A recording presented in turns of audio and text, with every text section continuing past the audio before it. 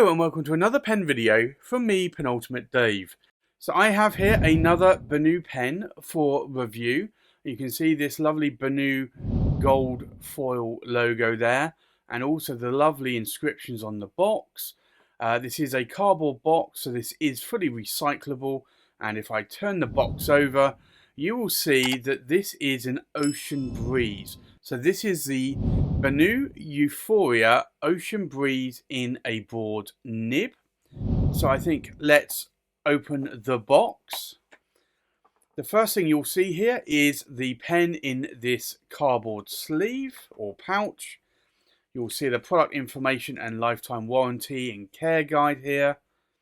And then you'll see some paper straw bedding. So this is all recyclable, which is a good thing. And then we have the pen. Now the pen is this, and I will just close the box so you can see this in a little bit more detail here. So this is the Benu Euphoria, and this is the Ocean Breeze, and this is one of the Benus that actually has the phosphorus or glow in the dark material that you can see here. So the lighter sort of aqua colors here are the glow in the dark areas. Now the cap finial tapers to a slight conical point there. The cap has a very functional clip which is spring loaded that you can see.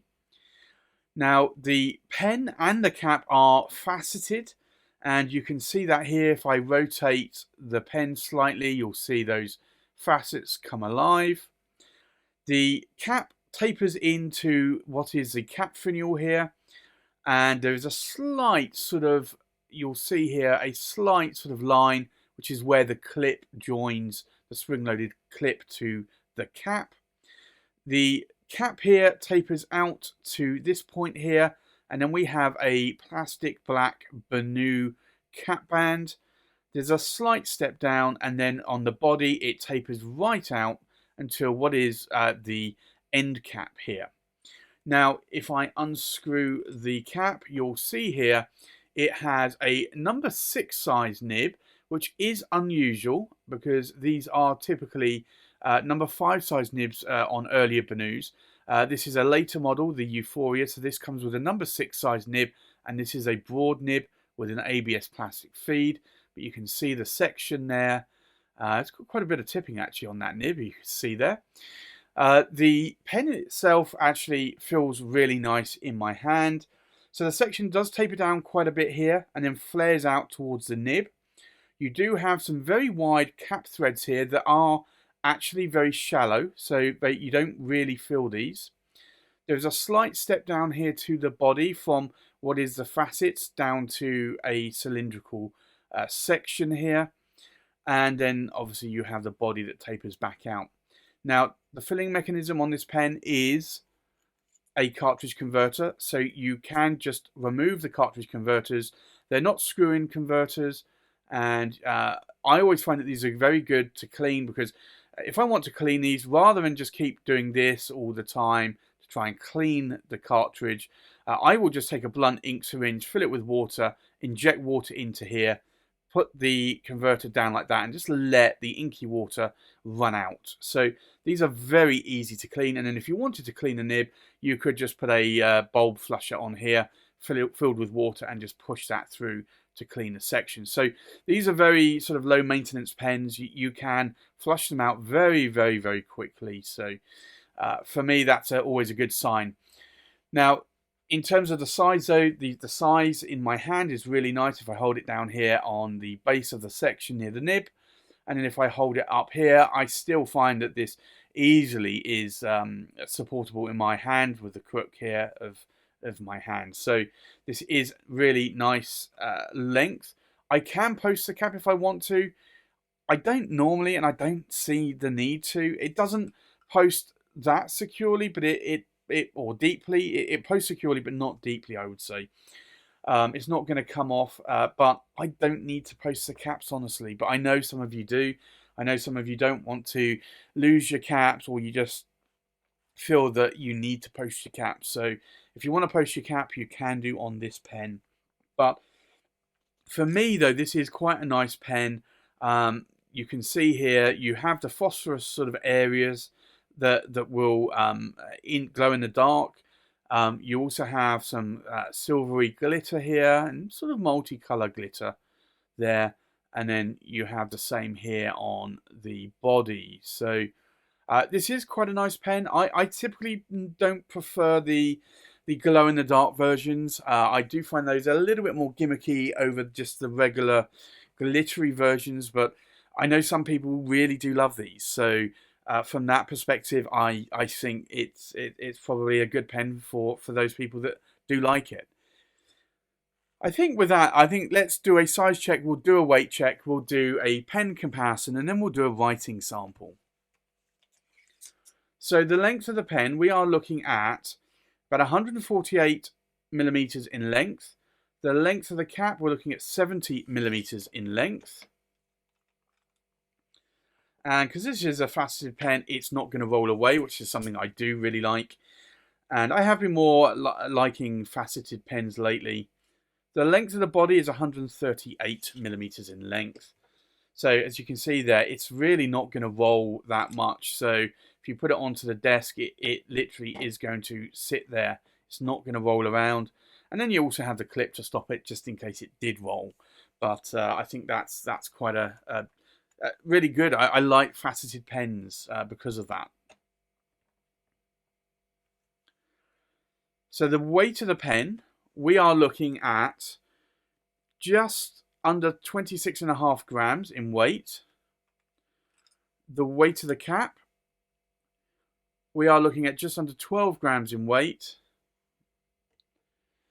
And then the weight of the body, we are looking at just over 14.5 grams in weight. So it's a nice lightweight pen. It's not super lightweight compared to some pens where you might have a pen that is around about 10 grams in weight. But I find that anything under 20 grams is actually a pretty good, more of a lightweight pen, certainly compared to some of the pens that I have, which are more around maybe 70 or 80 grams in weight. So I think with that, let's do a comparison with other pens. So from left to right, we have a Platinum 3776 Chartres Bleu. We have a Pilot Custom 823 with an FA nib. We have a London pen company, the Christopher in Caramel Erinoid. We have a Visconti Homo Sapiens London Fog. We have the Benu Euphoria in the Ocean Breeze. We have a Sailor 1911 Large in a Naginata Togi nib. We have a Stipula Etruria Corsani. We have a Visconti Homo Sapiens Midnight in Florence. We have a Visconti Divina Elegance in green. And we have an Omas Arte Italiana Paragon Grande in the Arco Brown. So let's do a writing sample. So this is a Benu. And it's the Euphoria. And it is, just double check this, it's called the Ocean Breeze.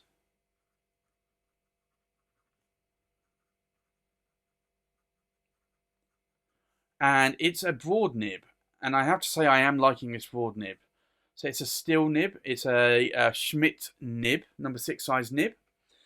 The ink in here today is Herbin or J. Herbin, depending on what you want to call it. And it's blue. And it's Myosotis. Now, in terms of line variation, you are getting a broad line. Now, if I push the steel nib a little bit more, you can probably get, I want to say almost a double broad, probably out of this nib. And you can see that here. And then with some more lines, you can see that there are really no hard starts or skips going on.